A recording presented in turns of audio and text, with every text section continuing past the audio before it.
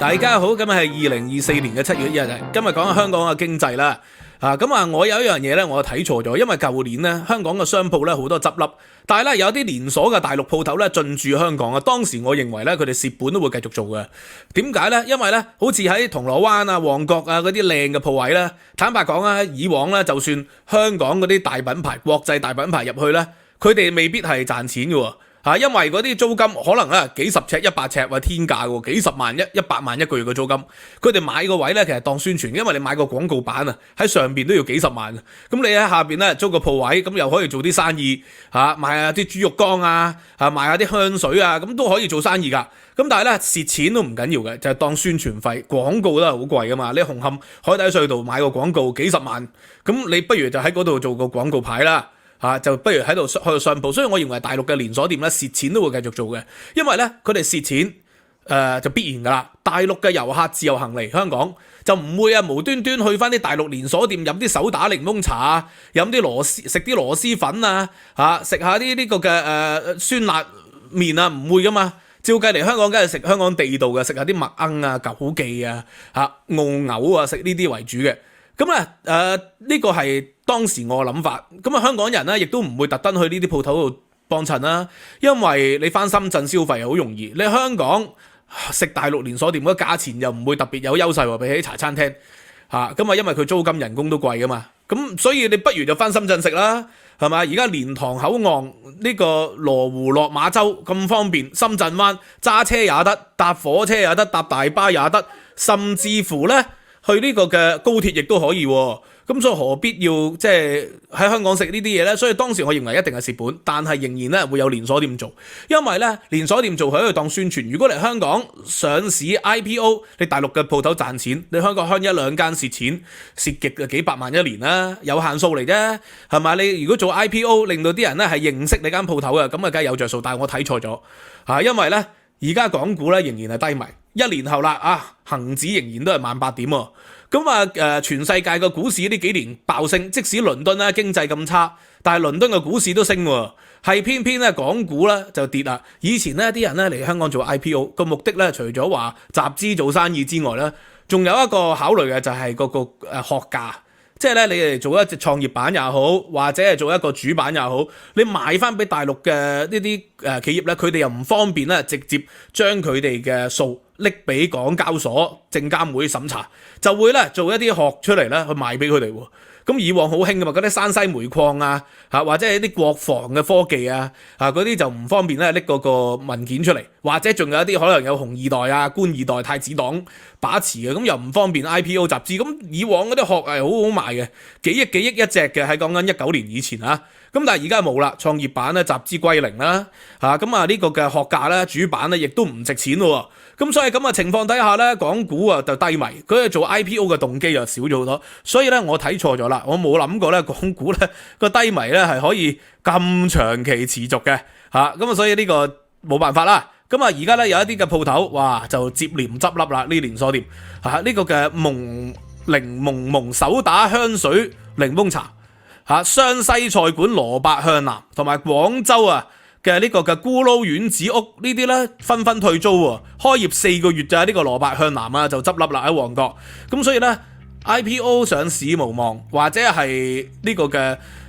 生意加上低迷啦，所以佢哋咧都低估咗香港嗰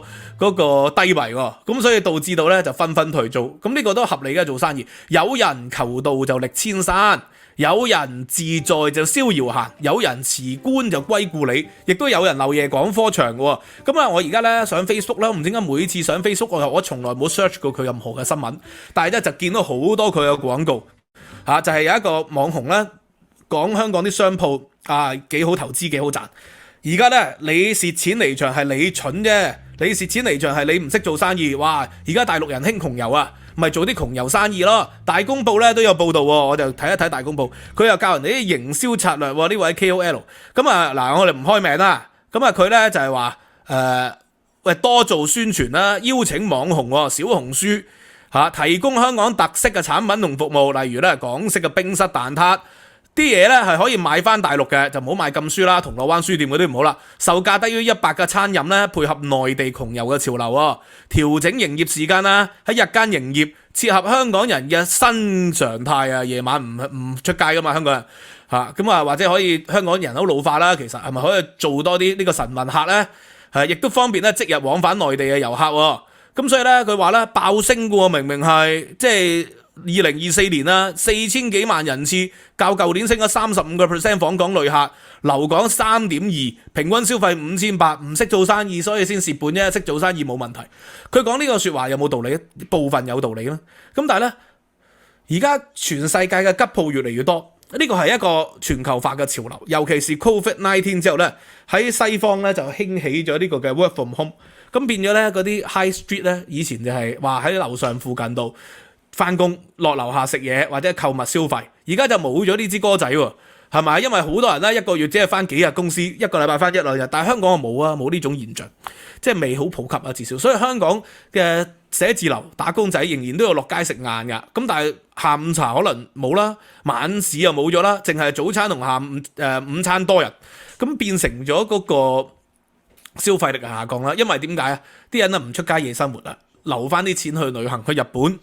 去台灣、去歐美度消費，係嘛？翻大陸消費啦，亦都咁，所以咧就變成咗香港本地消費疲弱啦。呢個此其一，此其二，大陸人窮遊真係窮遊喎。咁所以嗰啲嘅過去嘅消費模式就改變咗，咁呢個係冇辦法嘅全球化嘅現象。我以前咧10幾年前咧，我有一啲投資商鋪嘅經驗嘅，但係當然啦，我係做細份嘅夾錢嘅啫。嗰陣時係點樣做咧？因為咧有好多死場啦，尤其係新界區咧有好多死場。嗰啲死場咧就喺樓上嘅商場嚟嘅，咁啊基本上咧係門可羅雀嘅，好少人去行嘅。咁所以當時我係點樣咧？我係同啲朋友一齊夾份，就投資落去嗰啲商場嘅鋪頭仔，好細間嘅啫，幾十尺一間嘅啫。咁啊，然後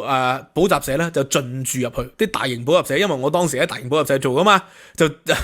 即係進駐入去喎。進駐入去前，我哋買咗商場嘅鋪仔。咁咧，你有一間大型補習社入去咧，一日點咗個商場咧多幾百人、1000人嘅喎個人流。原本咧個商場嘅人流可能一日先係得嗰100-200人，就係因為有大型補習社進駐，咁你嘅人流咧一日咧就多咗10倍、20倍啦，而且有家長會嚟接送啦。咁所以咧，你喺隔離嗰啲鋪頭仔咧，以前咧嗰啲租金就可以好平嘅喎，或者咧個鋪價又好平嘅，值10零萬嘅啫。但係因為每一日人流多咗10倍、20倍嘅時期，哇！嗰啲鋪頭咧就多咗人出租咯喎，就可以我嚟做夾糖啦、格仔鋪啦，又或者係做呢個嘅買文具喎。咁所以嗰個年代咧就好犀利嘅，咁但係而家咧時移世易啦，補習社都越執越多啦，即係越嚟越少啦，因為人口老化啦嘛，加上 online 嘅補習用 Zoom 又教得，或者用一啲 app 去學嘢，咁所以成個時代模式都改變咗噶啦，所以商鋪嘅投資其實就應該隨住社會經濟環境嘅改變而有所改變噶嘛，但係有好多人咧就適應唔到，掌握唔到嗰個形勢，仍然係宣傳緊10年、20年前嗰套理論喺網上，咁結果一定係即係落後於人啦，甚至乎咧係累人累己添嘅。但係香港本地咧亦都有佢自己嘅挑戰，我哋睇下實際嘅數據就知道啦。我哋睇美聯指數睇下咧嗰個網紅咧所講話，哇！香港投資商鋪仍然有得做㗎，係咪有道理咧？嗱，我哋睇10年啦，過去由2014年至到即係2024年其實咧，如果你睇10年嚟睇咧。而家香港咧嗰個商鋪成交就犀利啦，以前咧都有70幾間60幾間、50幾間，2014年咁開始後來又多啦後來變咗2014年嘅年中以後佔中之後咧嗰個爆升就變成咗200幾間，咁keep 住都有100幾200間嘅，咁但係直至到近年咧由呢個嘅19年開始，其實得幾十間嘅啫。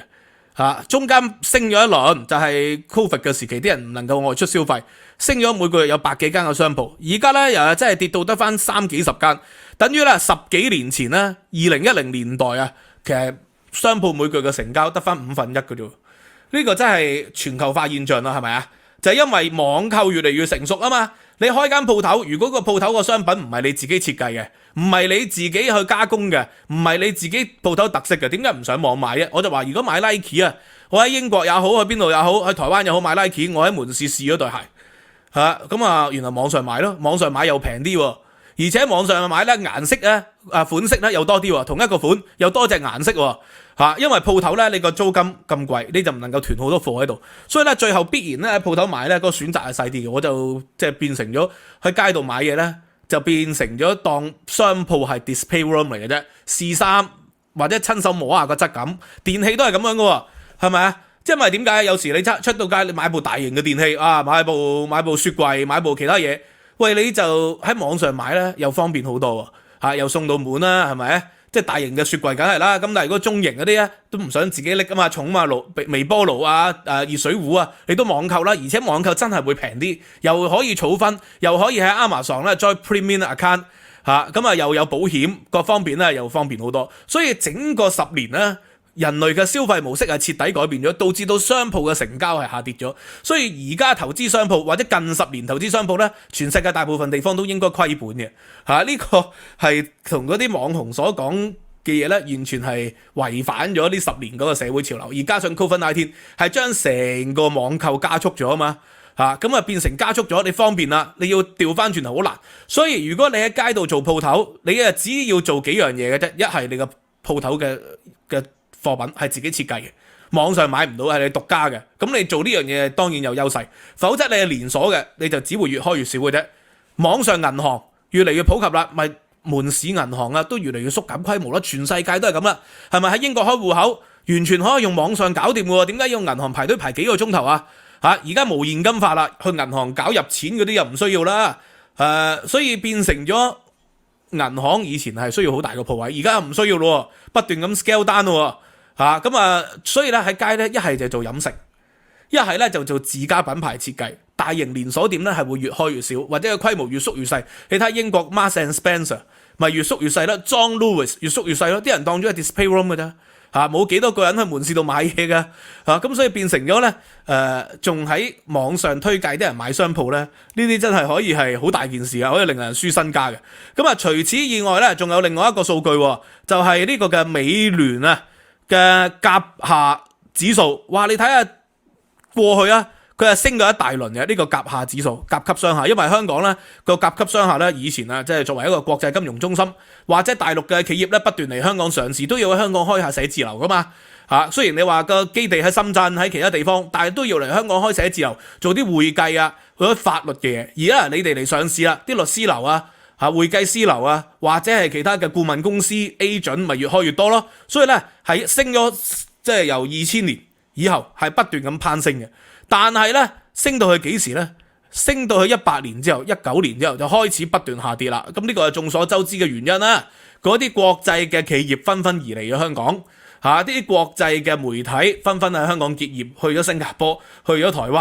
灣，所以咧香港嘅總部不斷咁 scale down，變成咗分部。咁所以呢個甲級寫字樓又會少咗。當甲級寫字樓少咗，高層少咗，佢哋嘅消費能力又會低咗，令到整個城市消費能力低咗。所以你睇下嗰啲零售業指數又都係啦，零售業指數咧而家按比例嘅變動咧，近年不斷係以負數啱啱即係舊年咧至到今年，哇！你話多咗4000幾萬人嚟啫，嗰個網紅李生，但係零售業按年消費百分比跌咗14.7%，多咗4000幾萬人嚟。但係消費跌咗10幾個%，唯一嘅解釋就係啲人嚟又唔係好消費，而香港人更加唔願意喺本地消費，去咗外地消費，呢個成為不可逆轉嘅潮流。係除咗疫情咧嗰幾年出唔到去，以3成4成咁升之外咧，其實咧近年咧不斷都升噶啦，不斷都跌噶啦，呢個無可奈何嘅呢個係比起幾時比起14年嘅高峰、15年嘅高峰以後咧已經不再嘅。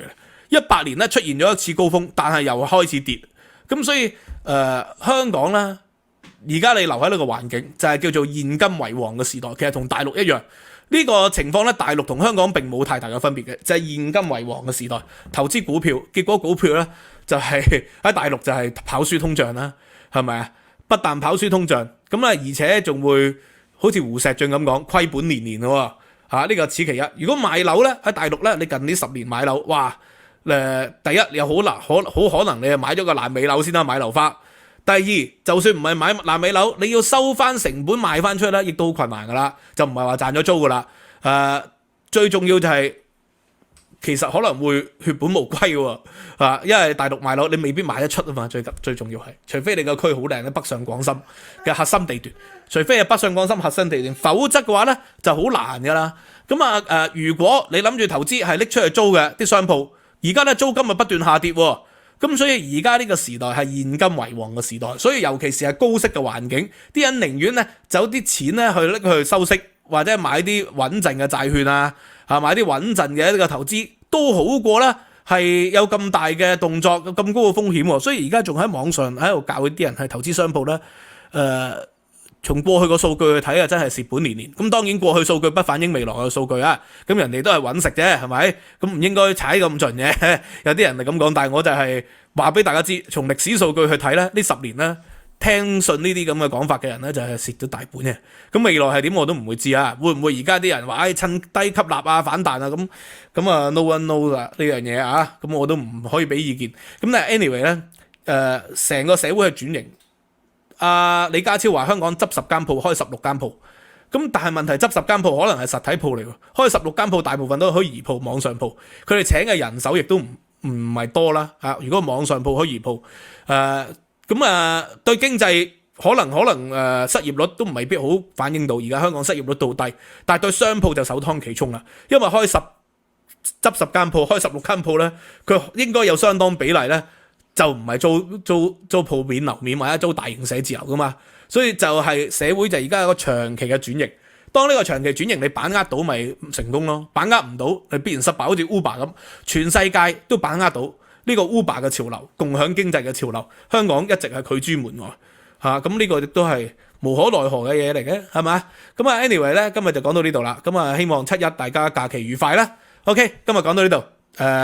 今日咧就會有收費平台 Patreon 嘅獨家課堂，中國近代史講到20年代嘅中國社會。